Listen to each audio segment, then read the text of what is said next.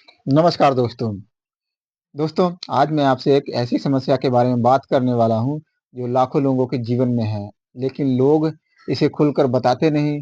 आधी रात को नींद टूट जाती है और फिर दिमाग में इधर-उधर की बातें घूमने लगती हैं और फिर नींद नहीं आती। शरीर थका हुआ होता है, लेकिन दिमाग दौड़ रहा होता है। क्या आपके साथ भी ऐसा होता है?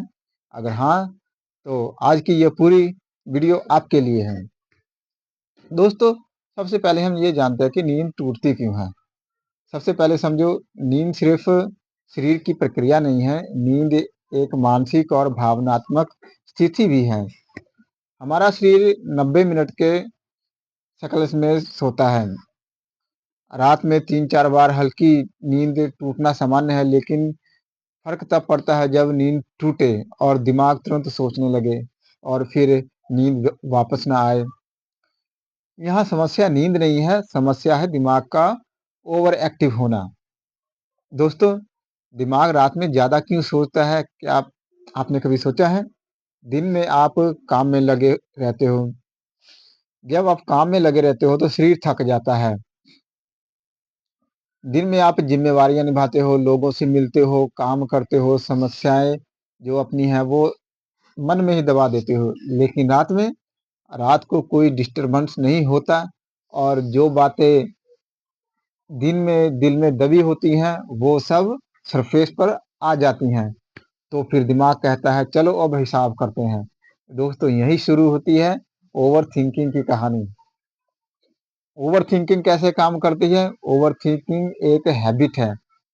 पहले एक विचार आता है, फिर उससे जुड़ा दूसरा विचार आता है, फिर तीसरा। जैसे कल काम कैसा होगा, पैसे पूरे मिलेंगे कि नहीं, बेटे की पढ़ाई का खर्चा, भविष्य की चिंताएं, अगर ऐसा हो गया तो। और देखते ही देखते दिमाग भविष्य की इमरजेंसी फिल्म चलाने लग जाता है। लेकिन याद रखो, 90% रात के विचार कभी सत्य नहीं होते। दोस्तों, कभी कभी नींद सिर्फ तनाव से नहीं टूटती, कभी कभी दिल के खालीपन से भी टूटती है। जीवन में जो व्यक्ति कुछ झेल चुका है, उसका मन बाहर से मजबूत जरूर दिखता है, लेकिन अंदर से थका हुआ होता है। रात वो समय है जब इंसान सच में अकेला होता है और अकेलेपन में असली आवाज़ सुनाई देती है। दोस्तों, नींद टूटने के बाद क्या नहीं करना चाहिए, अब इसके बारे में जानते हैं। दोस्तों, जब भी आपकी रात को नींद टूटे, तो घड़ी मत देखिए। दूसरा है, मोबाइल मत देखिए। तीसरा, खुद को दोष मत दो कि अब तो नींद नहीं आएगी, मत सोचो। ये 4 चीज़ें दिमाग को अलर्ट मोड में डाल देती हैं। अब जानते हैं इसका असली इलाज क्या है। दोस्तों, जब नींद टूटे तो सांस पर नियंत्रण रखें। जब दिमाग भागे, सांस धीमी करें। 4 सेकंड सांस अंदर लेके जाएं, 7 सेकंड रोक कर रखें और 8 सेकंड में बाहर छोड़ें। ऐसा 10 बार करें। दिमाग शरीर का फॉलोअर है। अगर आप ऐसा 10 बार शांत तरीके से सांस लेते हैं तो दिमाग शांत होगा। और दोस्तों, दिमाग को आदेश दो। मन में धीरे से बोलो, अभी नहीं, सुबह सोचेंगे। बार बार यही बात दोहराओ कि अभी सोने का टाइम है, सुबह सोचेंगे। किसी तरह मन को बहलाओ। दोस्तों, शरीर को सुरक्षित महसूस कराओ। आंख बंद करके सोचो, मैं सुरक्षित हूँ, मेरा कमरा सुरक्षित है, अभी कोई खतरा नहीं है।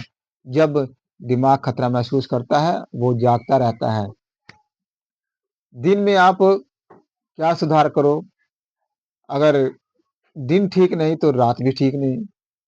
सुबह उठते सर सूरज की धूप लो, दिन में थोड़ा पसीना निकालो।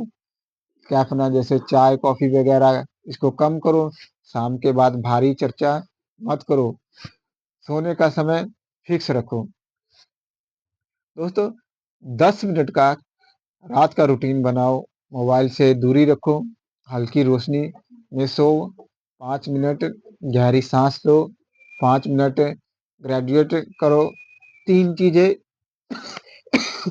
सॉरी 3 चीज़ें याद करो जिसके लिए आप आभारी हो। दोस्तों, सबसे बड़ा बड़ी सच्चाई दोस्तों, रात की बेचैनी जो है वो हमारी दुश्मन नहीं है, वो संकेत है। संकेत कि दिमाग बहुत बोझ उठा रहा है, दिल बहुत कुछ दबा रहा है, जीवन में संतुलन चाहिए। अगर समस्या गहरी हो, अगर रोज़ 2-3 बजे उठते हो, दिल धड़कता है, पसीना आता है, घबराहट होती है, तो डॉक्टर से मिलना कमज़ोरी नहीं है, यह मानसिक स्वास्थ्य है। और डॉक्टर से ज़रूर मिलिए। दोस्तों लास्ट में मैं ये कहूँगा, नींद कोई ज़बरदस्ती से नहीं आती, नींद भरोसे से आती है। जब इंसान खुद से कहता है, सब ठीक है, तो शरीर खुद आराम करने लगता है। आप मजबूत हो, लेकिन मजबूत लोग भी आराम के हकदार हैं। आज रात बस एक काम करना, सोने से पहले दिल पर हाथ रख के बोलना, मैं सुरक्षित हूँ, जो होगा देखा जाएगा। अभी मुझे आराम करना है और साँसों को धीमा कर देना है। अगर आप चाहो तो मैं इसके बारे में और भी अधिक वीडियो बनाना चाहता हूँ, आप कमेंट बॉक्स में ज़रूर बताइएगा। धन्यवाद दोस्तों।